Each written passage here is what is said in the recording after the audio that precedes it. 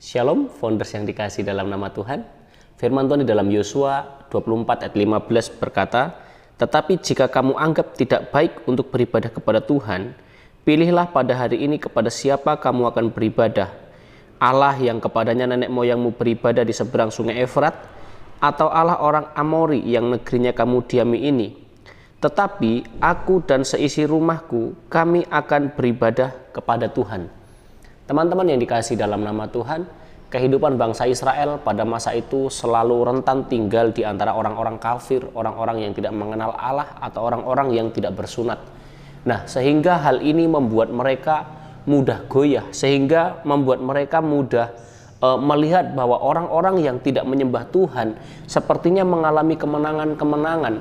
Orang-orang yang tidak menyembah Allah yang hidup sepertinya mereka mudah mengalami berkat-berkat dan hidupnya sepertinya aman dan tenang.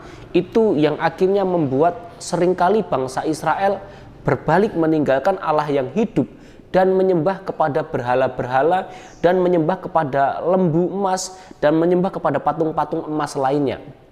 Nah, di dalam kehidupan kita sebagai orang-orang muda, ketika kita memandang orang-orang lain yang tidak mengenal Allah sepertinya hidupnya bahagia, yang hidupnya bebas, sepertinya mereka lebih bersukacita, lebih berhasil, ini seringkali membuat kita bertanya-tanya, kenapa orang berdosa kok hidupnya lebih nyaman? Kenapa orang berdosa kok hidupnya lebih berhasil, lebih sukses daripada kita orang-orang yang setia kepada Tuhan? Namun teman-teman yang dikasih dalam nama Tuhan, sebagai seorang pemimpin bangsa Israel yang luar biasa, Yosua memberikan sebuah pilihan kepada orang Israel pada waktu itu. Di akhir hidupnya dia menyatakan sebuah pilihan. Hai orang Israel, sekarang kalau menurut kamu tidak baik beribadah kepada Allah yang hidup, pilihlah saja.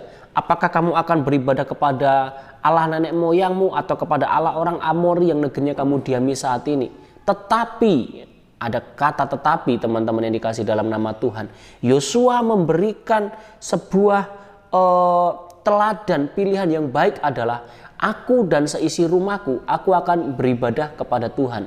Artinya apa teman-teman yang dikasih dalam nama Tuhan?